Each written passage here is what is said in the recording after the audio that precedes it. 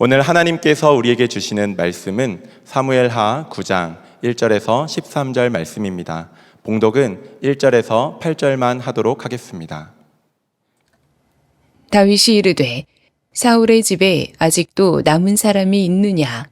내가 요나단으로 말미암아 그 사람에게 은총을 베풀리라 하니라.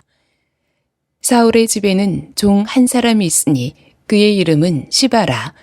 그를 다윗의 앞으로 부르매 왕이 그에게 말하되 내가 시바냐 하니 이르되 당신의 종이니이다 하니라. 왕이 이르되 사울의 집에 아직도 남은 사람이 없느냐? 내가 그 사람에게 하나님의 은총을 베풀고자 하노라 하니 시바가 왕께 아뢰되 요나단의 아들 하나가 있는데 다리 저는 자니이다 하니라. 왕이 그에게 말하되 그가 어디 있느냐 하니 시바가 왕께 아뢰되 로드발 암미엘의 아들 마길의 집에 있나이다 하니라. 다윗 왕이 사람을 보내어 로드발 암미엘의 아들 마길의 집에서 그를 데려오니 사울의 손자 요나단의 아들 무비보셋이 다윗에게 나와 그 앞에 엎드려 절하매 다윗이 이르되 무비보셋이여 하니 그가 이르기를 보소서 당신의 종이니이다. 다윗이 그에게 이르되 무서워하지 말라. 내가 반드시 내 아버지 요나단으로 말미암아 내게 은총을 베풀리라. 내가 내 할아버지 사울의 모든 밭을 다 내게 도로 주겠고 또 너는 항상 내 상에서 떡을 먹을지니라 하니 그가 절하여 이르되 이 종이 무엇이기에 왕께서 죽은 개 같은 나를 돌아보시나이까 하니라.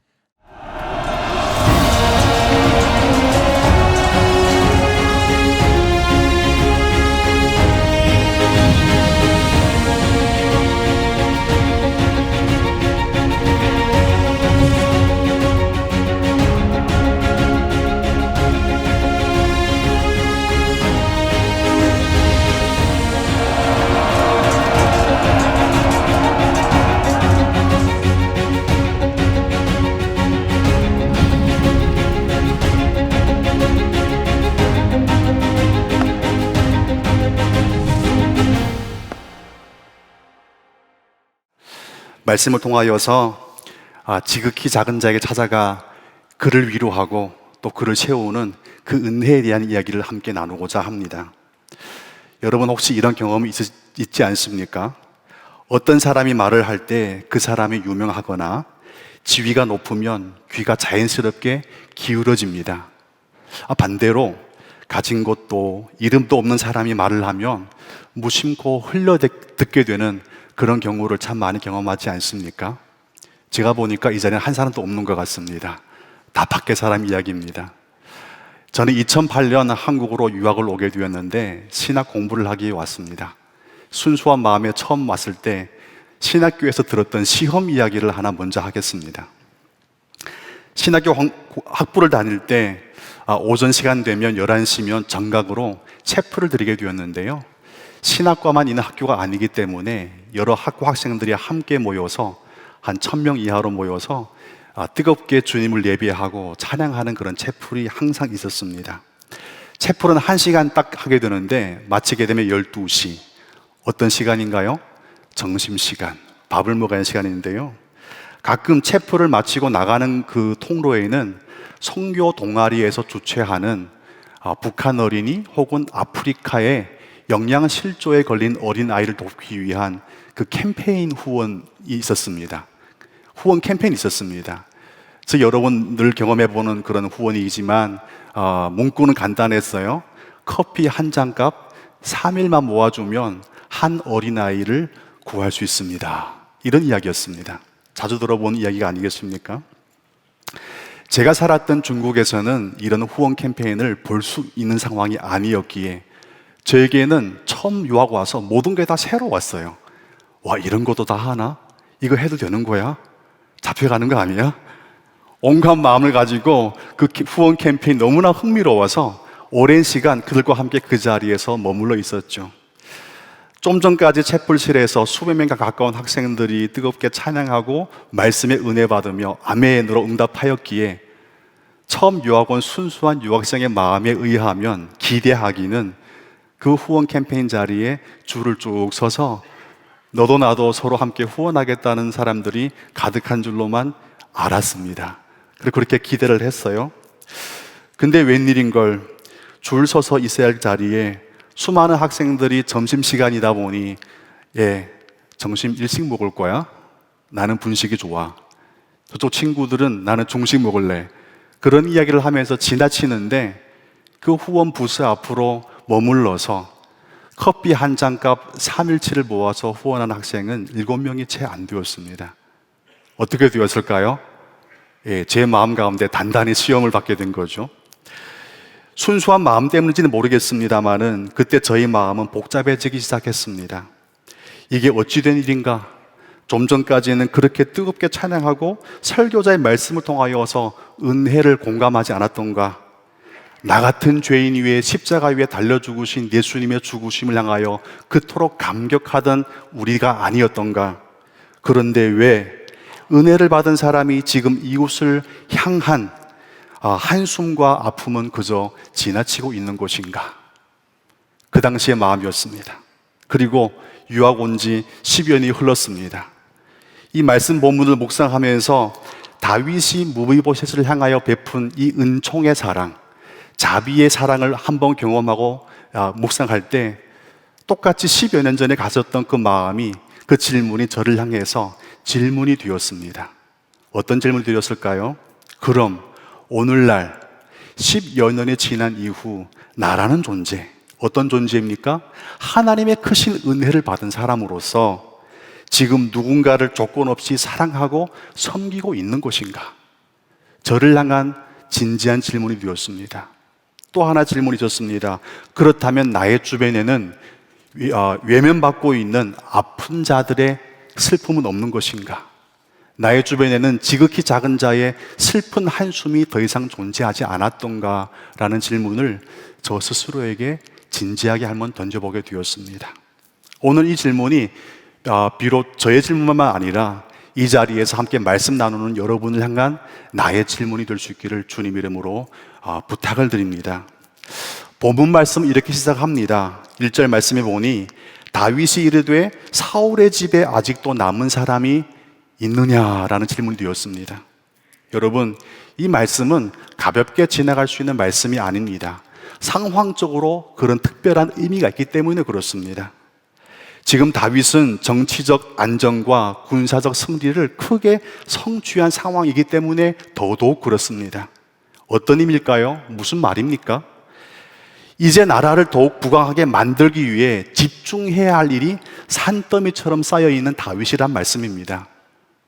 그런 다윗이 지금 한가하게 굳이 신경 쓰지 않아도 될 만한 작은 자의 일에 관심을 보일 만한 그런 여유가 없었다는 이야기가 되겠습니다. 바로 그리고 더 나아가서 지금 다윗이 관심 보이고자 하는 이 사람은요, 다윗을 눈에 든 가시처럼 여겼던 사울의 후손이었다는 점이 더욱더 문제가 됩니다. 사실 정치적인 관점에서 다윗의 오늘 질문을 바라보게 된다면 전 왕조의 후손들은 대부분 어떤 사람들이었습니까? 반란의 씨앗이 될 후환거리들이었죠. 그래서 보통 역사적인 근거에 의하면 전 왕조의 후손들은 남김없이 찾아서 제거하는 것이 고대 왕정의 일반적인 방법이었습니다. 가장 가까운 시기, 저는 한국 역사를 잘 모르지만 중국 역사는 알고 있기 때문에 가장 가까운 시기인 명나라가 망하고 청나라가 들어왔을 때 청나라 왕조들은요, 명나라의 후손들을 샅샅이 뒤져가지고 찾아서 속정하기에 가장 혈안이 되었던 그런 시기가 있었습니다. 마찬가지로 지금 이 순간에는 지금 사울의 집안에 남아있는 이 한 사람을 찾는 것은 그렇게 탐탁한 일이 아니었던 것이죠. 지금 다윗의 사울의 집안에 남은 후손을 찾는다는 이야기를 들었을 때 그 주변에서 이 이야기를 들었던 신하들은 어떤 마음이었을까요? 여러분의 상상력을 한번 동원해 보시길 바랍니다. 아마도 이랬을 것 같아요. 다윗도 훌륭하지만 그래도 별거 없구나. 이제 다윗도 다른 왕들처럼 전 왕조의 혈통을 찾아내어 제거하려는 것이다.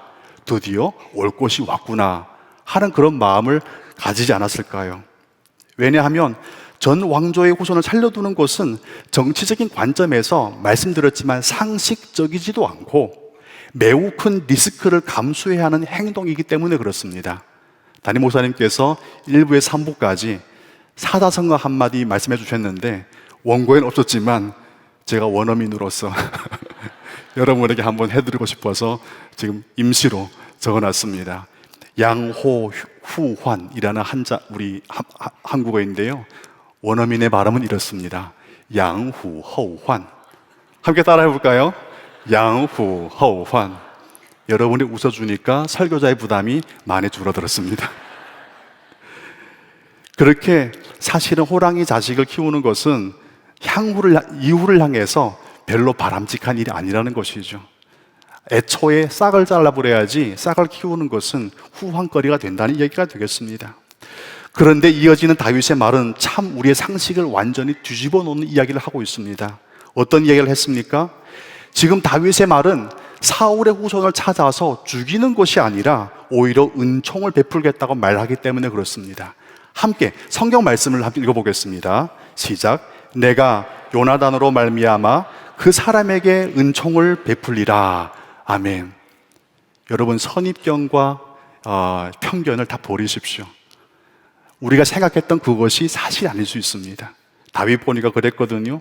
찾아서 숙청하는 게 목적이 아니라 내가 그에게 은총을 베푸는 것이 목적이다라고 설명하고 있는 것이죠. 여기서 잠시 다윗과 요나단이 맺은 그 언약이 무엇인가에 관해서 잠시 살펴보면 좋을 것 같습니다. 다윗과 요나단은 친구였죠. 둘도 없는 사이였습니다. 사랑하는 관계였다고 하니까요. 그 당시 다윗과 요나단이 언약을 맺을 때는 실제 요나단은 왕이었던 사울의 아들이었고 왕위의 계승자였습니다. 이 왕좌는 다윗 것이 아니고 요나단 것이었죠. 그런데 요나단은 하나님의 음성과 그 마음에 부드러운 자였던 것 같아요. 그는 깨달았습니다. 이 아버지는 왕이었지만 그의 후손의 후계자로서 내가 아니고 이 다윗이로구나. 그런 그런 예민한 영적인 통찰력이 있었던 것 같아요. 그래서 이 요나단은 스스로 왕위를 포기하기로 결정을 합니다. 그리고 다윗과 함께 언약을 맺는데 두 사람이 맺은 언약은 사무엘상 20장에 나와 있습니다. 이 말씀을 제가 읽어드리겠습니다. 너는 나의 사늘날 동안에 여호와의 인자하심을 내게 베풀어 나를 죽지 않게 할 뿐 아니라 여호와께서 너 다윗의 대적들을 지면에서 다 끊어버리실지라도 너는 너의 인자함을 내 집에서 영원히 어떻게 해요? 끊어버리지 말라. 이것이 다윗을 향한 부탁이었고 언약의 내용이었습니다. 다윗에겐 사실은 손해보는 거 없지 않습니까? 얼른 하나님의 뜻이기도 하고 그 언약을 받아들이고 함께 약속을 맺습니다.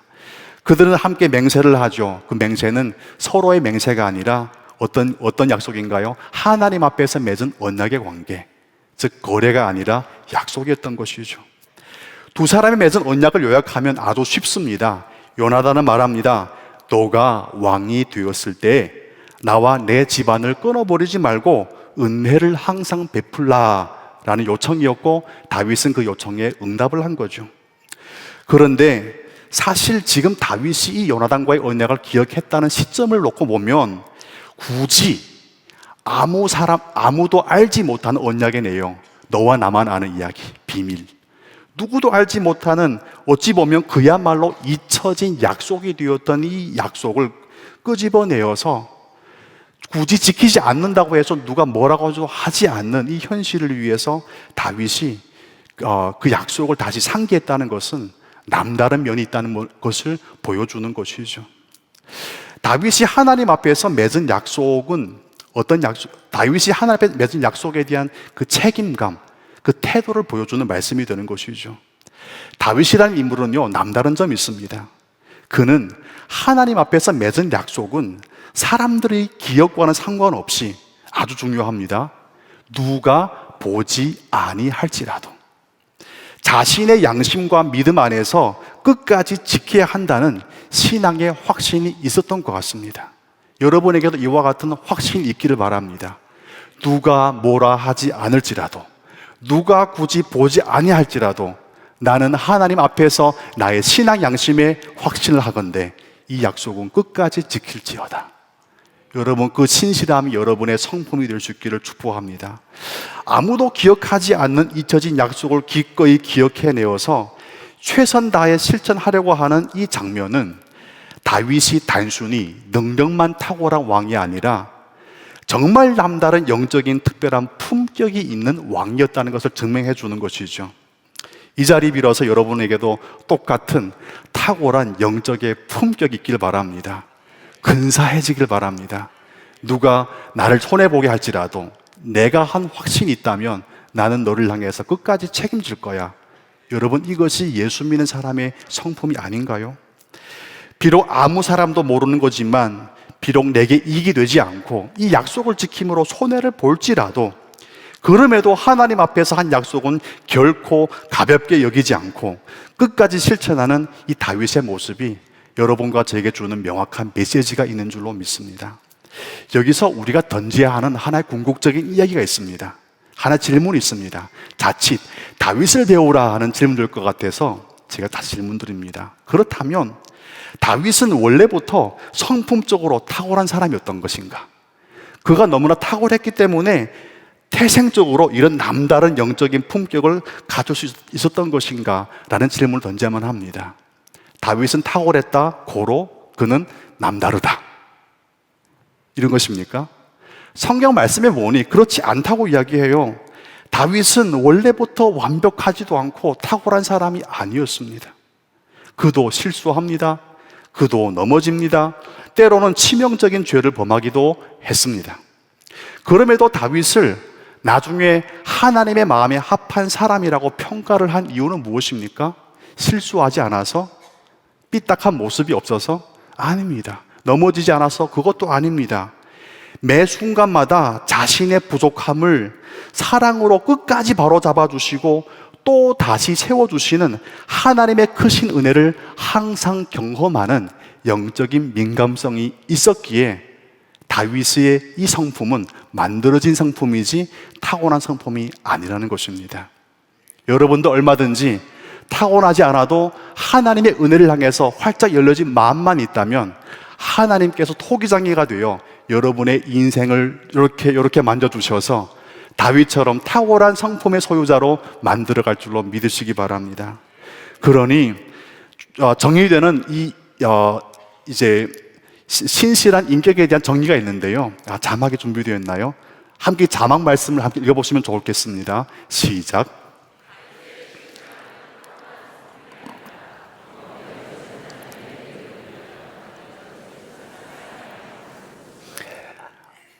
이제 안도의 숨이 내쉬죠. 탁월하지 않아도 괜찮구나. 어떻게 하면 된다고요? 경험되어진 하나님의 은혜로 인하여 만들어진 속사람의 바른 모습 혹은 태도인 것이다. 가능성이 있습니다. 나이에 상관없습니다. 지위에 상관없습니다.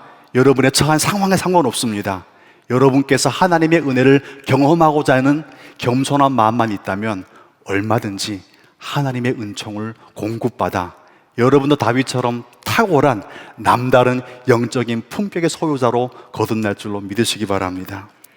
여러분, 우리도 마찬가지입니다. 하나님 앞에서 영적으로 신실한 성품은 타고난 것이 아닙니다. 그렇기 때문에 끈질긴 노력과 혹은 불같은 갈망으로는 만들어지지 않습니다. 약속의 신실한 영적인 품격이란 말입니다. 하나님의 은혜를 향하여 열린 마음으로 매일 나가는 것이고 나 같은 죄인 살리신 주님의 은혜를 경험하고자 매일마다 심령이 가난한 자가 되어 하나님 앞으로 나아갈 때 그 걸음을 통해서 하나님이 만들어가는 줄로 믿으시기 바랍니다. 이 마음을 저희 나름대로 결론인데요. 어떤 마음이냐면 은혜를 향하여 겸손한 마음이라고 합니다. 다윗의 성품은 은혜를 향하여서 겸손한 마음입니다. 그리고 은혜를 향하여 겸손한 마음에는 하나님의 시선으로 주어진 상황과 이웃의 필요를 볼 수 있는 사랑의 눈이 활짝 열리게 됩니다. 여러분, 내가 열려고 하면 안 열려요. 그러나 겸손한 마음으로 주님 바라보면 주님께서 여러분의 눈을 사랑의 눈으로 활짝 열어주신다는 것이죠. 이것을 한편 하나님의 은혜로 열리는 사랑의 눈이라고 표현합니다. 이렇게 말합니다. 여러분, 하나님의 주신 은혜의 눈으로 상황을 보는 다윗이 찾은 지금 이 당사자는 누구입니까? 사랑의 눈이 열렸을 때 다윗이 찾았던 이 한 사람은 누구입니까? 사울의 손자 요나단의 아들 무비보셋입니다. 사실 해상적인 관점으로 본다면 무비보셋은 다윗이 신경 써야 될 이유가 1도 없는 사람이었습니다.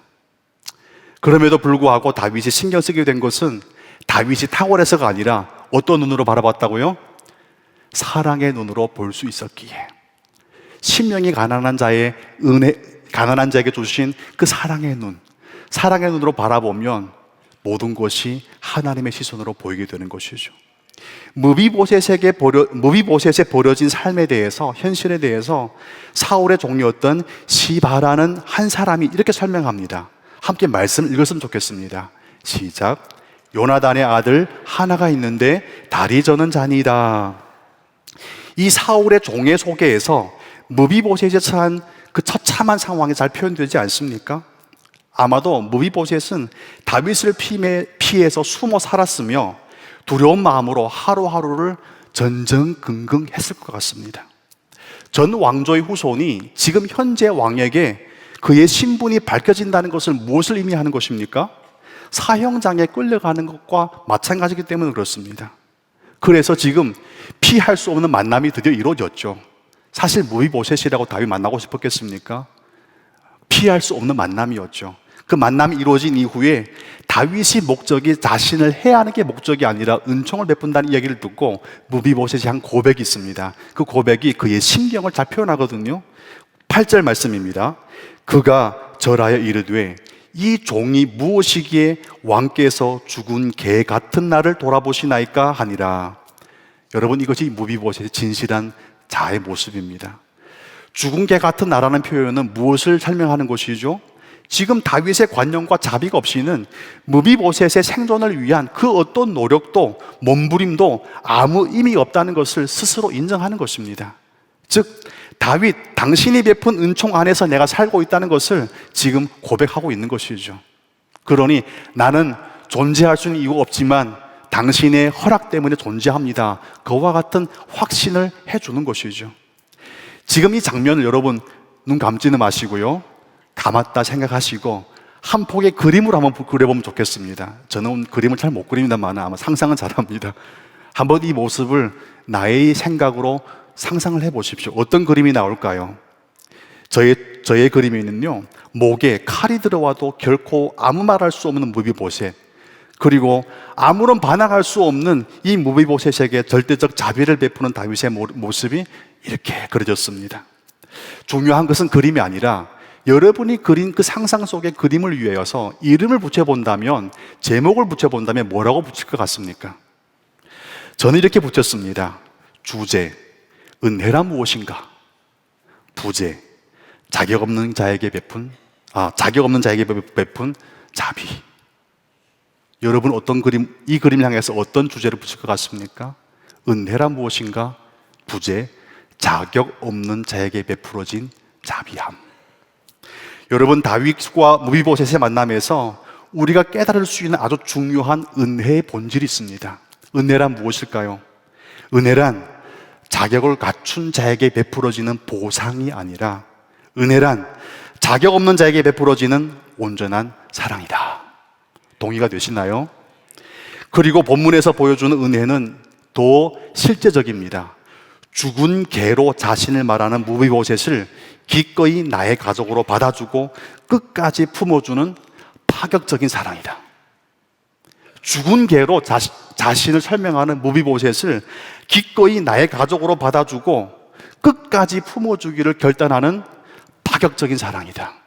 여러분에게도 이와 같은 파격적인 사랑이 있으시길 바랍니다. 그저 해보는 사랑이 아니라 파격적이만 합니다. 왜냐하면 예수님이 여러분과 저를 위해 베푼 사랑이 그저 해보는 사랑이 아니라 파격적인 사랑이기 때문에 그렇습니다. 이것을 헤세드라고 합니다. 우리말로 표현하면 조건 없는 사랑이죠. 지금 다윗은 무비보셋을 향하여서 이 헤세드의 사랑을 그대로 베풀고 있는 것입니다. 그 말씀이 7절 말씀이죠. 함께 이 말씀 좀 깁니다만 함께 읽겠습니다. 다윗이 그에게 이르되 무서워하지 말라.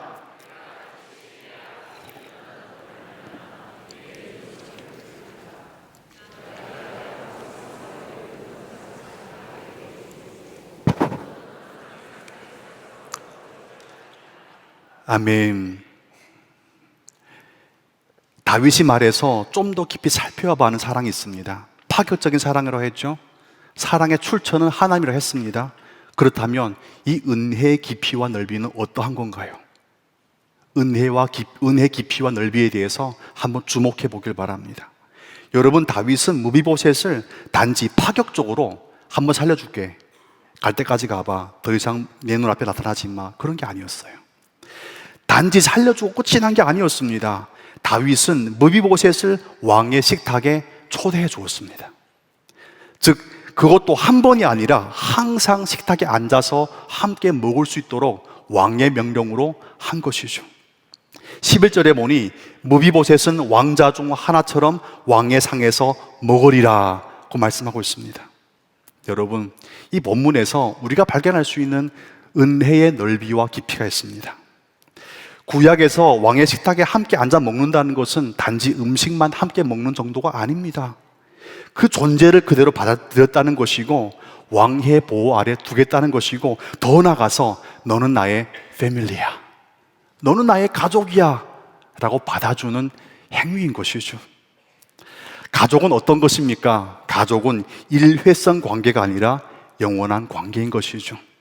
여러분, 여기서 우리가 확실히 붙잡아야 하는 은혜의 깊이와 넓이가 있습니다. 자막이 준비됐을 것 같은데요, 함께 읽겠습니다. 진정한 은혜는 일회성 사건이 아니라 지속되어지는 관계의 연속이다. 일회성 사건이 아니라 지속되어지는 관계의 연속이다. 그런데 여러분, 지금 무비보셋에게 임한 일회성 사건으로서의 사랑이 아니라 지속되어지는 관계 안에서의 사랑, 나타나는 그 은혜의 이야기가 우리의 삶과 너무 닮았다는 생각이 들지 않습니까? 여러분과 저는 일회성 은혜를 받은 사람이 아니라 오늘도 그 지속되는 하나님의 공급하심의 사랑 안에 살고 있기에 감히 이 자리에서 부족하지만 예배자로 앉아있을 수 있게 된 것이죠.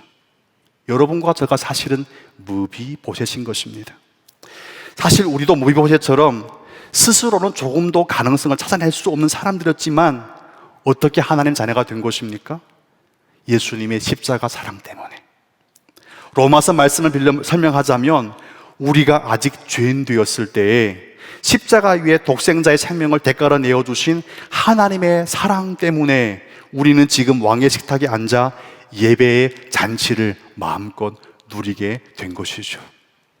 한 번의 사랑이 아니라 지속되어지는 연속의 사랑 때문에 오늘 여러분의 예배 잔치는 멈춤이 없게 된 것인 것입니다. 이 자리에 올 때마다 그 사랑을 향해서 마음껏 찬양하십시오. 감격하십시오. 그리고 감사하십시오. 그리고 정말 중요한 것은 지금 우리가 누리는 이 은혜는 어느 시점에만 멈추는 것이 아니라 항상 상시로 공급된다는 것입니다. 그럼 이제 이 말씀을 비롯하여서 우리의 삶에 좀 적용을 하면 어떻겠습니까? 만약 진정한 은혜는 일회성 사건이 아니라 적어도 내가 누려본 은혜는 그런 것이라면, 지속되어지는 관계 연속이라면 이 지속되는 은혜 관계 안에 머무는 여러분과 저의 삶에는 어떤 일이 일어나야 당연한 것입니까? 오늘 본문에 보니 다윗은 모두에게 버려진, 잊혀진 한 작은 인생을 찾아가서 그를 위로하고 그를 다시 세워주었습니다. 여러분, 은혜란 말입니다. 고요 있을 때 변질됩니다. 흐를 때 은혜는 여러분과 저의 삶에 변화를 줍니다. 변질될 거냐, 변화될 거냐, 은혜가 정체됐느냐 아니면 흐르냐 보면 명확히 분별할 수가 있습니다. 그런데 사실 이 은혜를 항상 흐르게 하는 것은 결코 마음처럼 쉬운 것은 아닙니다. 예수님이 여러분과 저를 사랑하기 위해서도 쉽게 사랑하지 않았기 때문에 그렇습니다. 어떻게 사랑했죠? 겟세마네 동산에서 땀방울이 핏방울 되기까지 사랑을 위하여 예수님은 그 자리에 엎드려서 수고하셨던 것이죠. 다시 말씀드리면 예수님은 여러분과 저를 사랑하기 위해서 대가 지불을 아낌없이 하였던 것입니다. 은혜는 말입니다, 흘러가기 위해서 편하게 되는 법은 없습니다. 진정한 은혜가 흘러가는 자리는요, 항상 대가가 따르더라고요. 저는 몇 년 전까지 인천에서 사역을 했는데요, 한국에로 와서 일하는 외국인 근로자들을 제가 섬겼습니다. 주일이 되면 약 150명의 외국인들이 교회로 와서 함께 예배를 드렸어요. 감격스럽죠. 이렇게 많은 외국 친구들 한국에 와서 복음을 듣다니 박수를 받을 일 아니겠습니까? 너무 감사하게 되었어요. 그래서 예배 때마다 교회로 온 이들을 향하여서 주님의 이름으로 환영합니다, 주님의 이름으로 사랑합니다 했을까요? 안 했을까요? 했겠죠. 열심히 했습니다. 그리고 너무나 감사하고 기뻐서 정심을 항상 그들이 현지식으로 만들어서 대접까지 해주었습니다. 그런데 문제는 그 다음이었습니다. 주님의 이름으로 환영을 받고 사랑의 고백을 들었던 100여 명의 외국인들이 예배만 끝나면 줄을 서서 저를 기다리는 겁니다. 두 가지 예측. 목사님 설교가 너무 탁월해서 너무 은혜 받았다고 인사하고 싶어서 줄 섰다.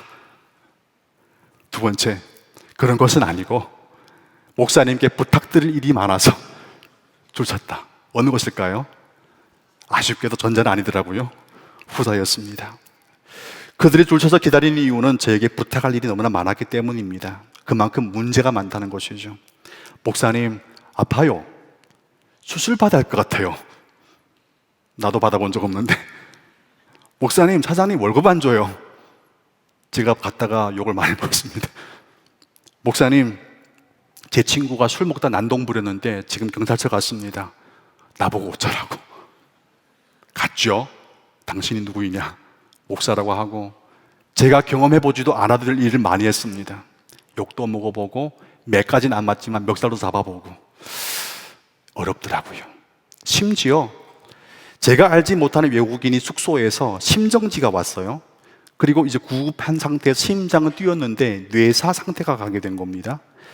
그리고 지금 중환자실에 있다고 저를 도와달라고 하는 거예요. 제가 알지 못하는 사람입니다. 결국 그 외국인은 15일 정도 중환자실에서 있다가 소천하셨어요. 보험이 없었습니다. 여러분 아시죠? 15일 정도 중환자실에 있으면 어떤 결론인지. 임시보호자로 있었던 제가 어떻게 됐을까요? 그 어마어마한 치료비를 떠안아야 되는 상황까지 가게 되었는데 감사하게 잘 해결되었습니다. 하려면 이야기가 길지만, 저는 그때 하나님이 우리의 이웃을 보내주신 그 나그네들을 주님의 이름으로 사랑한다고 말하는 것이 무엇을 의미하는지 진정 배우게 되었습니다. 우리가 주님의 이름으로 누구를 환영한다, 누구를 사랑한다고 말할 때는 그 의미는 무엇인가 하면요, 인생의 무거운 짐도 함께 환영한 것이고, 그래서 당신에게 삶의 무거운 짐을 함께 짊어지고 가는 가족이 생겼다는 것을 약속해 주는 것입니다. 좋은 것만 받아주는 것이 아니라 어떤 것도요, 너의 짐도 나의 짐이 되었다, 우리는 패밀리야, 그 약속을 해주는 것이죠. 여러분, 은혜 안에서 나누는 사람은 나의 이웃의 무거운 짐을 외면하지 않는 사람입니다. 그것이 대가이죠. 은혜 안에 머무는 사람은요, 지극히 작은 자의 아픔과 슬픔을 위하여 기꺼이 뭘 할 것인가 오늘 이 시간 결정하는 사람입니다. 그 사람이 은혜를 아는 사람이죠. 그래서 사도 바울이 이렇게 말합니다. 은혜 안에 머무는 사람은 이렇게 살아라. 함께 빌립보서 2장 4절 5절 말씀 읽겠습니다. 각각 자기 일을 돌아볼 뿐더러 또한 각각 다른 사람의 일을 돌보아 나의 기쁨을 충만하게 하라. 너의 안에 이 마음을 품으라. 곧 그리스도 예수의 마음이니. 여러분, 우리가 같은 공간에 머물러 있다 해서, 그리고 서로 인사를 반갑게 한다고 해서 진정 은혜로운 공동체가 되는 것은 아닙니다. 우리가 그리스도 예수의 은혜 안에서 그분의 사랑을 깨닫고 서로를 진심으로 환대하며 필요한 것을 섬기기 위해 나의 것을 나눌 때, 그 사랑의 실제가 우리 안에서 유통이 되어질 때 비로소 이 공간은 은혜로운 공동체가 되는 것입니다. 여러분의 인격과 저의 인격과 삶이 예수의 사랑으로 연합되어지고 하나가 되어서 은혜란 무엇인지 세상 사람들이 비방거리가 되지 않고 오히려 구체적으로 보여줄 수 있는 삶의 실제가 여러분의 삶이 될 수 있기를 주님의 이름으로 축원을 드립니다. 말씀 맺겠습니다. 다시 서두에 던졌던 질문으로 말씀 맺겠습니다. 여러분, 지금 나의 식탁으로 초대받아야 될 무비보셋은 어디에 있고 누구입니까? 그를 그리스도의 은혜 안에서 기꺼이 섬겨주기 위해 오늘 나는 어떤 구체적인 결정을 해야만 하는 것입니까? 여러분 마음 가운데 중심이 잡혀졌다면 하나님께서 그 결정을 유효하게 또 의미 있게 축복하고 채워가기를 주님 이름으로 축원드립니다. 이 시간 함께 기도했으면 좋겠습니다. 은혜는 쉽게 전달되는 것이 아닙니다. 예수님이 여러분과 저를 사랑하기 위해 대가가 필요했다면 겟세마네 동산에서 땀방울이 핏방울 되기까지 그의 기도의 헌신이 필요했다면 여러분도 은혜, 사랑을 쉽게 흘려보내려고 하지 마십시오. 여러분 결단하십시오. 주님, 나의 섬김이 필요한 무비보셋은 누구입니까? 그를 나의 식탁으로 초대하여 가족으로 품고 사랑하기 위해서 구체적인 나의 계획과 결정은 또한 무엇이 있습니까? 그리스도 안에서 우리가 서로에게 희망의 이웃으로 살아갈 수 있게 하여 주시옵소서. 다 함께 주님 이름 한번 부르짖고 은혜 유통자가 되기 위해서 간절한 마음으로 기도하겠습니다. 주여,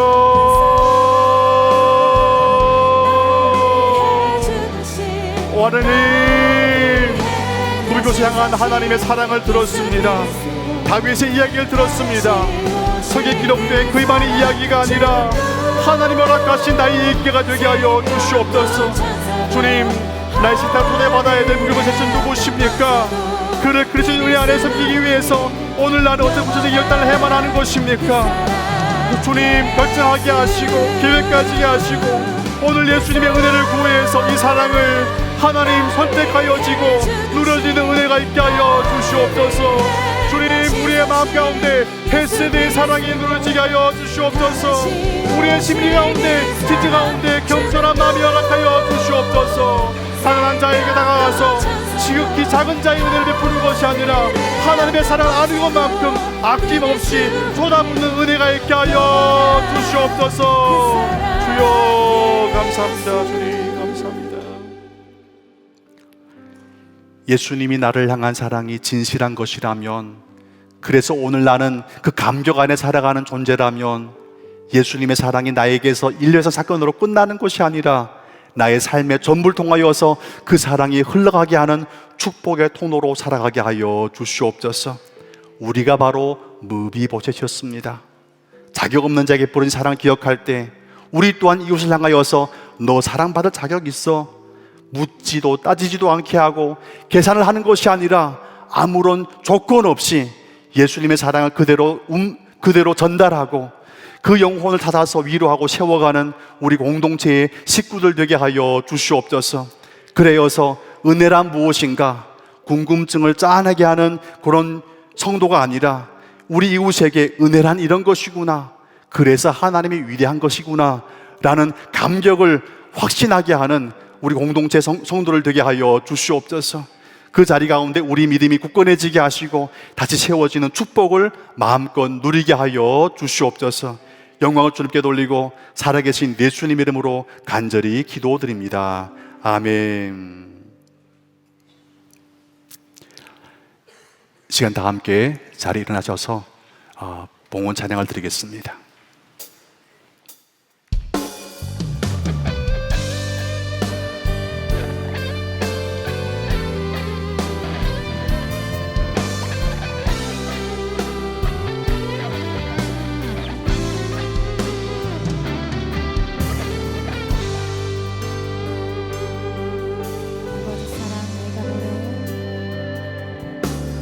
아버지 사랑 내가 노래해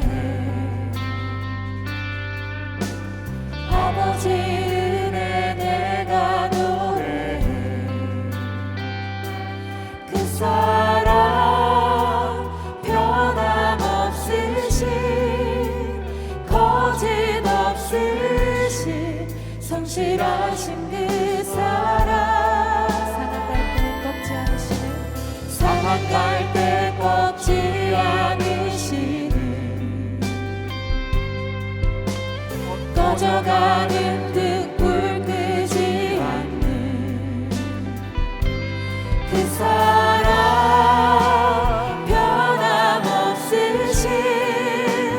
거짓 없으신 성실하신 그 사랑,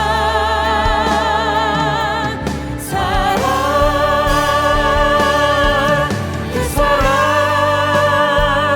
날 위해 죽으신, 날 위해 다시 사신 예수 그리스도, 다시 오실 그 사랑, 죽음도 생명도 천사도 하늘의 어떤 권세도 끊을 수 없는 영원한 그 사랑, 예수 그 사랑, 나를 위해 그 사랑, 날 위해 죽으신, 날 위해 다시 사신 예수 그리스도, 다시 오실 그 사랑, 죽음도 생명도 천사도 하늘의 어떤 권세도 끊을 수 없는 영원한 그 사랑, 예수.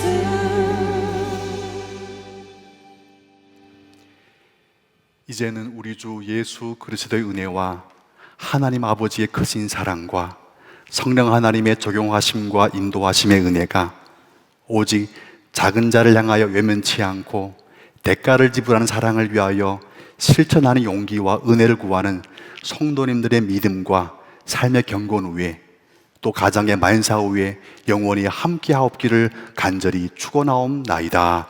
아멘.